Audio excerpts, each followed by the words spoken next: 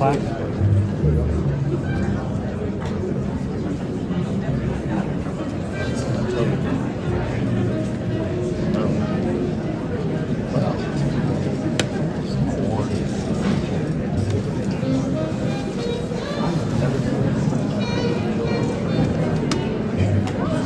The AFL-CIO.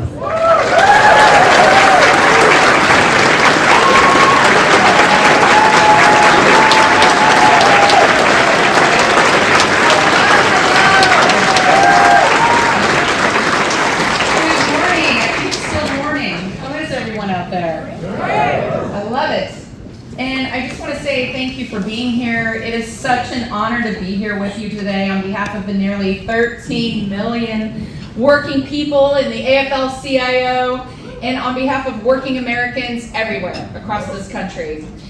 I cannot tell you how powerful it is to be part of this celebration.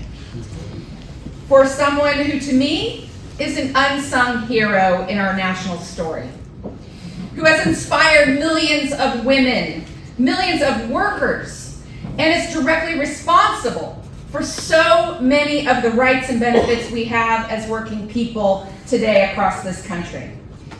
Now, I think about Frances Perkins a lot. A glass ceiling breaker. Someone who has opened doors for people like me to have a seat at that leadership table. She gave this great speech at the American Association of University Women in 1939. She was 6 years into her role as the Secretary of Labor, first woman, of course, cabinet member, we know. It was at the tail end of the Depression, and the New Deal had been implemented. And as she went to the stage, she pulled out this little handwritten note that she had written actually 8 years earlier. And it had scribbled down on this little, you can imagine this piece of paper, a list of ideas that at the time she thought would be good for policymakers to consider. She thought the government should think about shorter working hours, right? Higher wages, help for the elderly and unemployed, abolishing child labor, measures for industrial safety, and the right to organize a union and bargain collectively.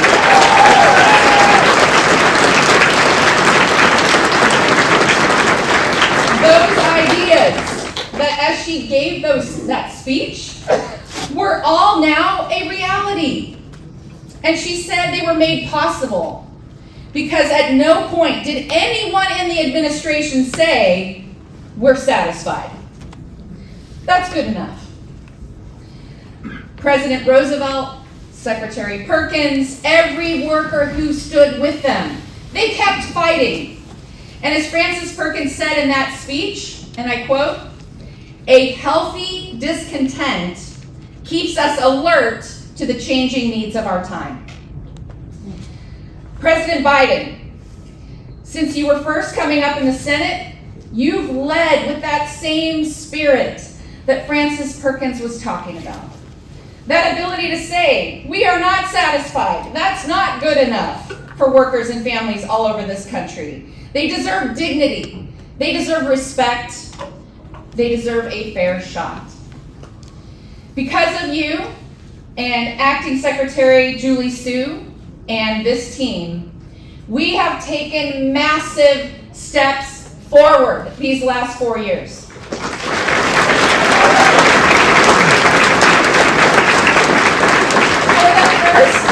For the first time in history, a president of the United States stood with union members on a picket line.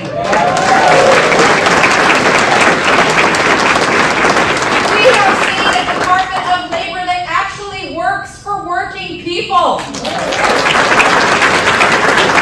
seen overtime expand and non-competes banned and generational investments in this country that are creating millions of good union jobs. Nothing short of amazing. It's a historic record. And we're going to move forward with that same healthy discontent that Secretary Perkins spoke about. We're going to defend that record. and fight to build on it every single day. And I am so honored now to introduce someone who has led the Department of Labor in a way that Secretary Perkins would be damn proud of. She has taken the fight to anyone who tries to exploit working people. She has stood with our unions. She has turned DOL into a true house of labor. Yeah. And I'll just say, I have watched her, and I have seen how she has helped navigate through conflict all across this country. When we've seen workers rising up in historic numbers, she has been there and helped with contract fights and settle strikes and really delivered for working people. So with that, it is my great honor to introduce Acting Secretary of Labor, Julie Su.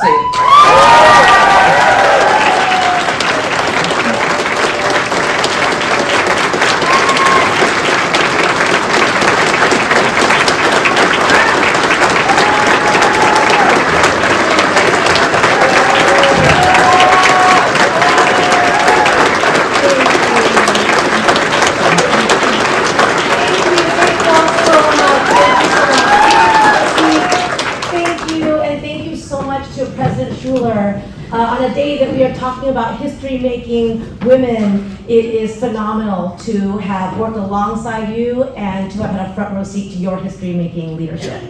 And I also want to thank my friend and colleague, Secretary Deb Haaland, for making the announcement about this monument here at the Frances Perkins Building today.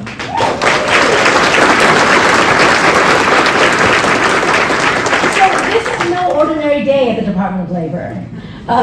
Not only because we honor Frances Perkins, by all accounts, the most consequential labor secretary our country has ever seen, but this day is really special because we are also doing something else. So today, we are at the Department of Labor. We are honoring a Secretary of Labor with all of you, dozens of labor leaders and labor organizers and our labor champions in Congress.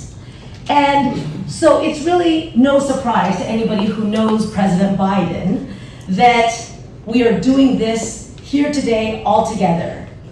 It's sort of like that commercial about Reese's peanut butter cups. President Biden and labor just go together.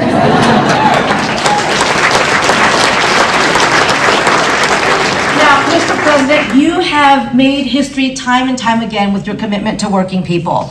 And while you are here to honor one of my predecessors, we're here to induct you into the Labor Hall of Honor. Now,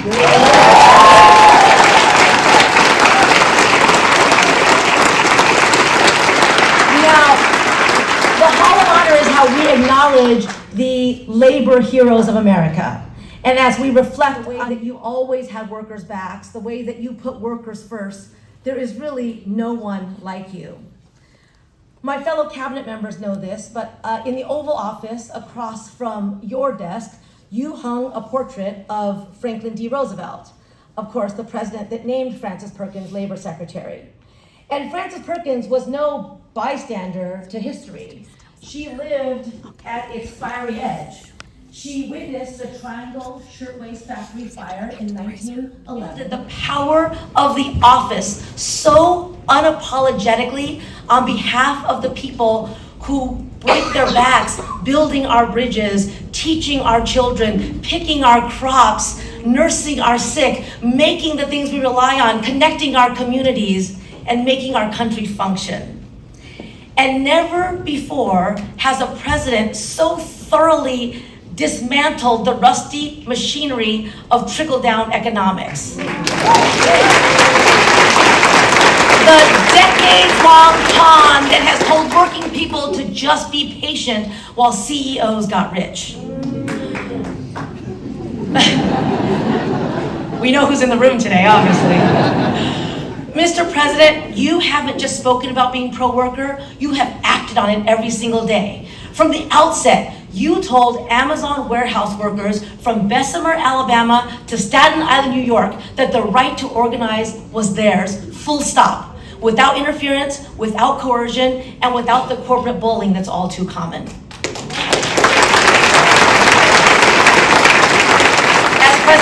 already mentioned, you are the first sitting president to walk a picket line. A sitting president throwing his weight behind labor's most fundamental first principle of the way to exercise power and resistance. You have protected workers' wages and benefits and made it clear that federal dollars are not blank checks. That under your watch, unprecedented federal investments in infrastructure, manufacturing, clean energy, and our environment don't just repair roads and replace pipes and build factories, but build lives by creating good jobs that sustain families and communities. This is not empty rhetoric or fleeting gestures. These actions are seismic. When you said unions make America strong, it mattered. And today, unions are more popular than they have been in my lifetime. Maybe even in yours, Mr. President. Since you came to office, union election petitions have doubled and 400,000 workers have joined a union for the first time.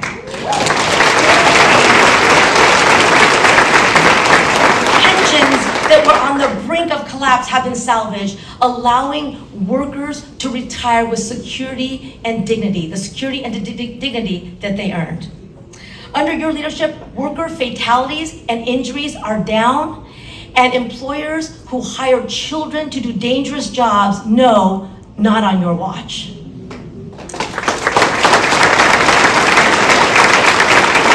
Under your leadership, the department and the National Labor Relations Board have roared back to life, enforcing laws with the ferocity that workers deserve. NLRB Chair Lauren McFerrin and General Counsel Jennifer Abruzzo, thank you for showing how that is done. Under your leadership, you said that a worker-centered president should have a worker-centered trade strategy. And U.S. Trade Representative Catherine Tai showed us how that is done.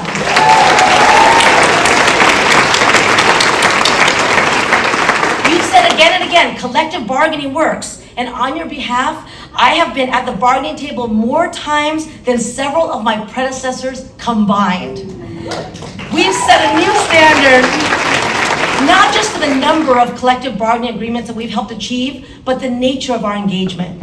We come to the table not to pressure parties to come to an agreement, but to achieve outcomes that value workers for what they are worth.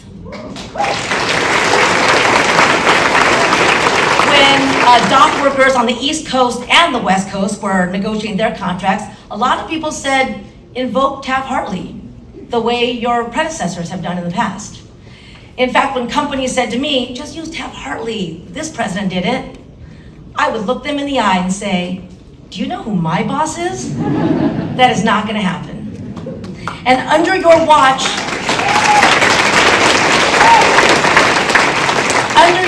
workers from auto workers to airline flight attendants, from hospitality to healthcare, from actors and writers to machinists to longshoremen have won record contracts. And those gains, most of them are locked in for the next 4 years or more.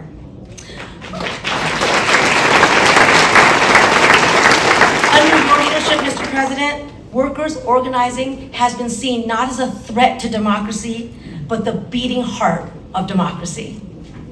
So, thank you, Mr. President, for your courage, for your clarity, and your unwavering commitment to the simple but revolutionary idea that workers deserve their fair share. Thank you for nominating me 2 years ago to be your Secretary of Labor, and for entrusting me and the people who work in the Francis Perkins building with the profound responsibility to help you deliver on your promise to the working people across this country, that you saw them, you heard them, and you were gonna fight for them. Only under your leadership would the things that we've accomplished even be possible or imaginable. And the story of that generational impact has still yet to be fully told. To me, the Hall of Honor is about making sure that those who have shaped our country's labor history are forever enshrined for all to see and to learn about. I have inducted working people, farm workers, garment workers, LGBTQ workers into the Hall of Honor. Those workers have changed the course of history. And today, it is a point of immense personal and professional pride to induct the best advocate and ally these workers have ever had. Scranton Joe, Union Joe, President Joseph R. Biden, the 46th President of the United States.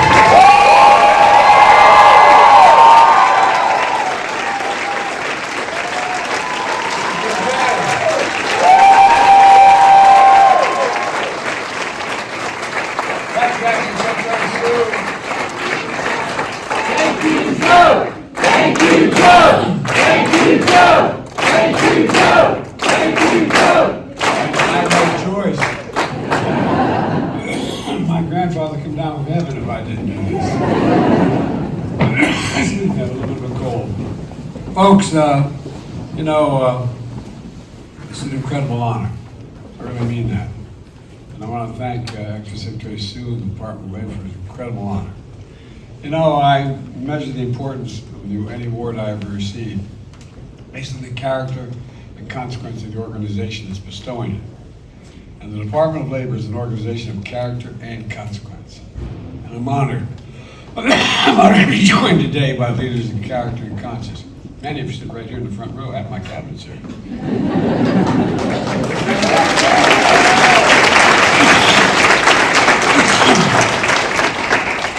I want to thank all the labor leaders here today, including Liz, the AFL-CIO, members of the cabinet, including Interior Secretary Deb Holland. You talked about that list that the secretary brought in her pocket when she met with Trump, with Roosevelt, Trump before he slipped. And I think she had a relative she left behind. Would you stand up, Madam Secretary, Secretary of Interior?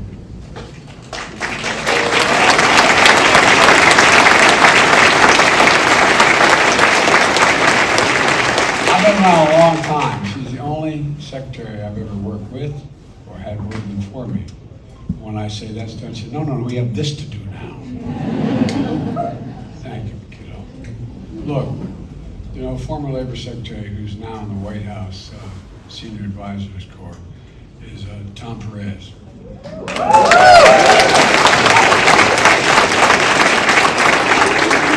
Thanks for sticking with me. And members of Congress, including Maine Senator Angus King and Shirley Pingree. Where are you guys? All of them.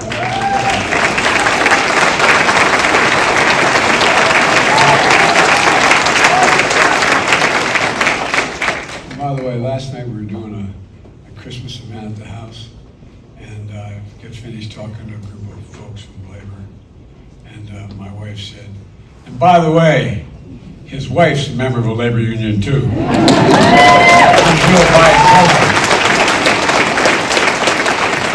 not here today, but she's been a long-time union member of the National Education Association. It's fitting with all these powerful women here that were gathered at headquarters of the Department of Labor. Named after one of America's greatest labor leaders. Now that's not hyperbole. Frances Perkins. We're honored to be joined by her grandson, Tomlin. Where are you, Tomlin?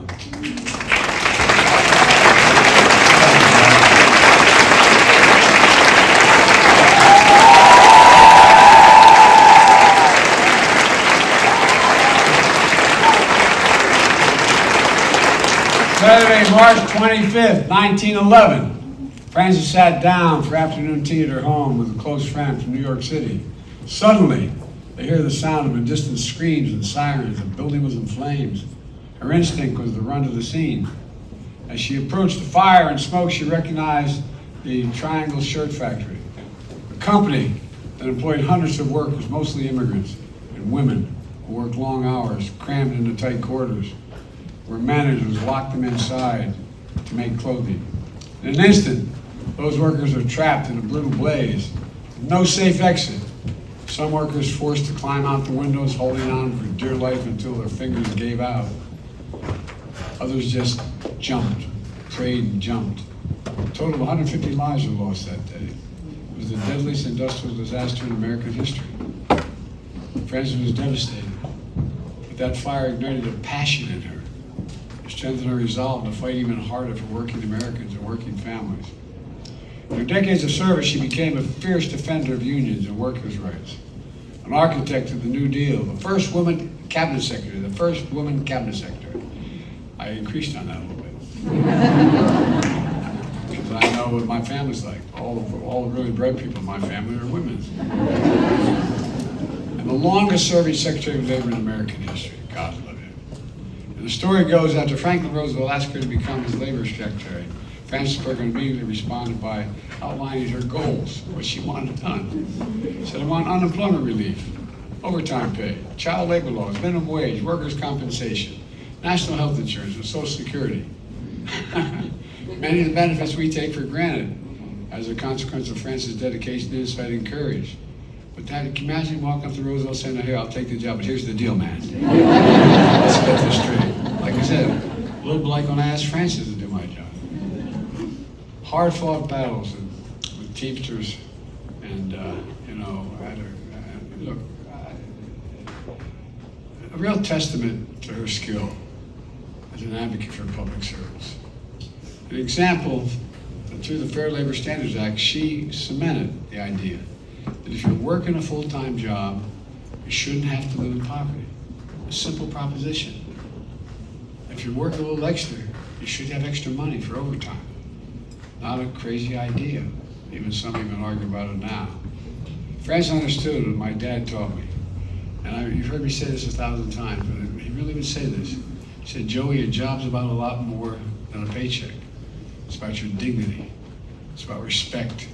It's about your place in the community. It's about being able to look your kid in the eye and say, honey, it's going to be okay, and mean it. That's my dad.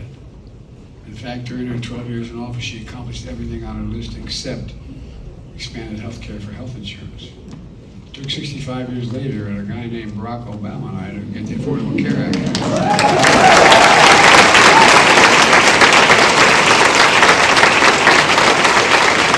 Thank God all of us here protected and expanded the Affordable Care Act.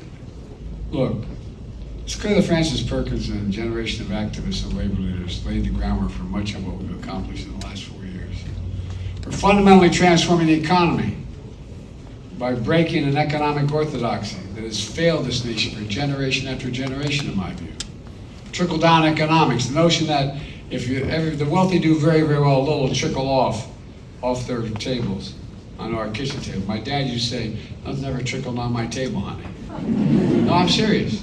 My dad was a really well-read man who didn't get to go. He went accepted Johns Hopkins, but during the war he never got to go. But my dad was a well-read guy.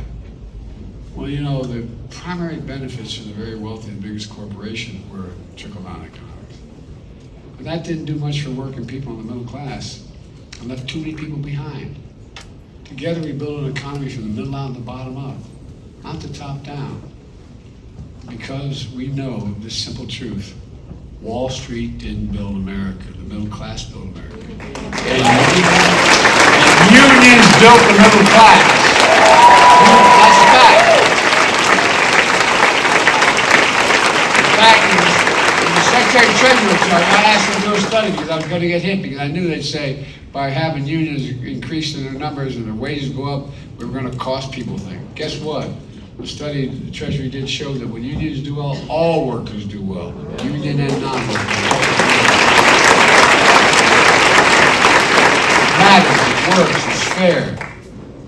Kamal and I are so proud of the great job creation record of any, actually the greatest job creation of any single president in a single term. Over 6 million new jobs so far, including 1.5 million manufacturing and construction jobs.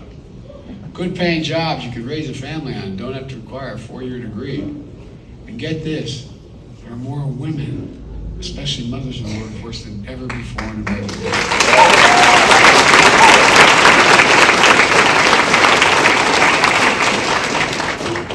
We're so damn proud to protected pensions of millions of union workers.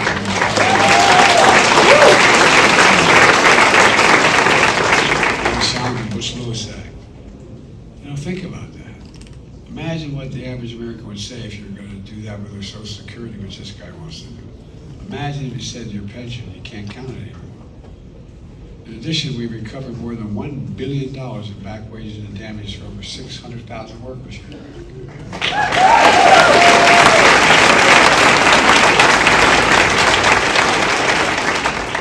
We pushed for a right to a living wage and a right to overtime pay. Jobs and factories are coming back home to America because we invested in an American agenda. We're modernizing American infrastructure. Last this guy had the job, he had infrastructure week every week. Didn't build a damn thing. Guess what? We built a lot, and guess what's coming? Look, folks, one of the things that is frustrating, I knew this was going to happen because I've been around a long time. I talked over to the Secretary of Agriculture and other places. Guess what? All the things, we have $1.4 trillion in economic and infrastructure growth. That's thousands of good paying jobs. The CHIPS and Science Act, investing billions of dollars, building these fabs that are gonna house hundreds of people working, thousands. They're gonna be getting paid about average $102,000 a year, no need a college degree. So much is going on. But it's gonna take a little bit of time. But we gotta make sure to protect the onslaught that's gonna come, because it's hard to see right away. And by the way, I know I got criticized by putting as many of these programs in red states as blue states. Actually more. Well, guess what? The red state guys screwed it up. And we got a benefit. We represent all of America. Not just blue America, not just Democrats, but all of America. Look, as we do all this, we're buying America, using American workers, using American products. And we're standing up to America for America's steelworkers against China's unfair trade practices. We appointed a National Labor Relations Board that actually believes in unions, has pro-union members on the board.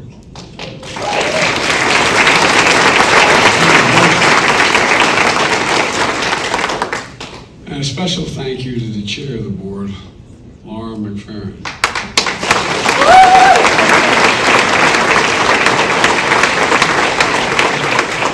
Where are you, Lauren? Thank you, Lauren. Don't be so shy. Raise your stand.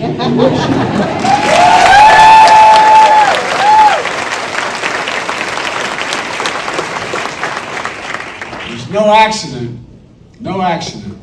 that petitions to form unions have doubled under my presidency. All this credit for walking the picket line. It never crossed my mind not to walk the picket line. No, I'm serious. I think it was any big deal to walk a lot of picket lines. In fact, I was president, I hadn't thought about that. But Pamela walked the picket line. We support the right to fair contracts. Here's one, that doesn't get enough attention. When workers in sectors like construction, manufacturing, mining, inhale toxic silicon dust on the job, lead to lung cancer and other deadly diseases. It's been a major problem for decades, even under Secretary Perkins. She led an investigation, but despite the science, big business blocked the regulation. But not on our watch, not on your watch. With your help, we carried Francis Mano and issued a rule that finally reduces such dangerous exposure. And by the way,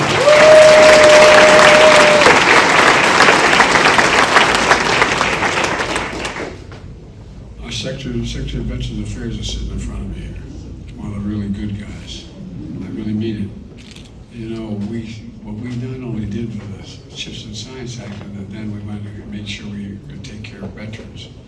We said all those folks in my generation exposed to Agent Orange couldn't prove that their illness was a consequence of it.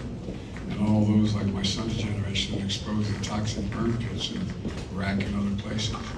That it's assumed that my son came back, for example, with stage 4 glioblastoma, more brain injuries than anything else. And guess what? They're entitled to the benefits that they were going to get if they had not lost their lives.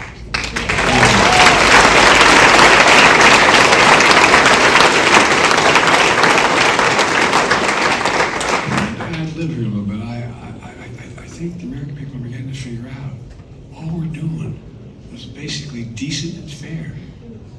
Just basically decent and fair. We have a lot of sacred obligations. I got in trouble for saying this before. We only have one truly sacred obligation: to prepare those we send into harm's way and prepare for them and their families when they come home.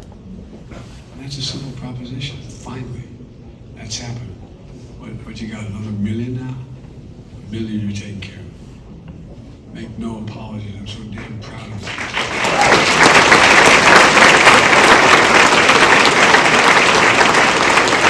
Look, folks, in our 4 years together, we made historic investments that have changed the course of the nation's future and will have a lasting impact for decades to come. And I'm here to state the obvious, we could not have done this without the dedicated professionals here at the Department of Labor and all across this administration.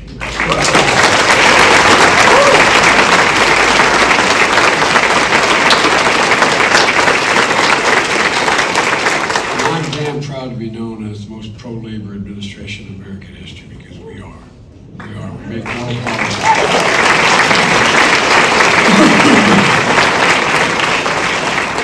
Let me close with this. Francis Perkins once said, "The people are what matter to government, and the government should aim to give people, all people, under its jurisdiction, the best possible life." The best possible life. For my dad, it was a simple proposition. Everybody deserves a shot. No guarantee, but a shot. Everybody deserves a shot. All of you have helped to upheld that vision, putting people first, no matter who they are.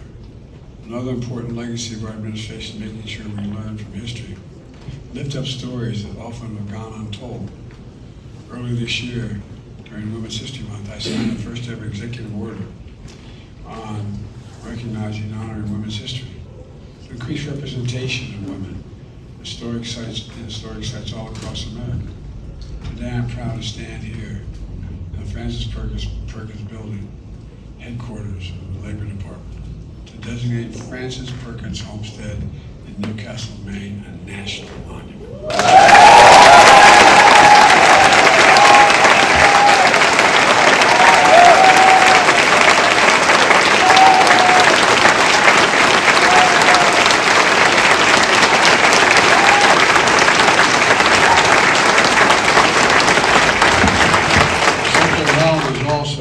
Going to be announcing 5 new National Historic Landmarks to honor women's contributions to American history. It includes the Charleston Cigar Factory, where black women led workers strike that opposed gender and racial discrimination, advocated for better pay for more working conditions. Look, too many people want to rewrite history or ignore it. Look, all we want to do is make sure we record history.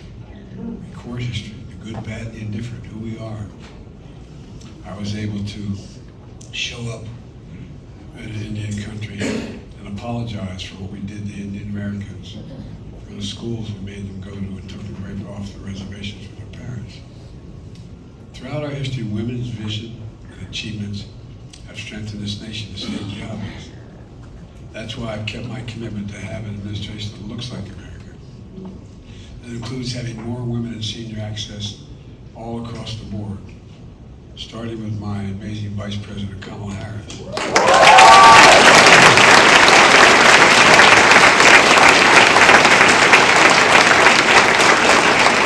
It's about time we honor them in building an American Women's Museum, History Museum on the Mall. women's suffrage national monument on the National Mall. By the way, it's time for Congress to move and authorizing that legislation moving forward. They should do it now before this Congress ends.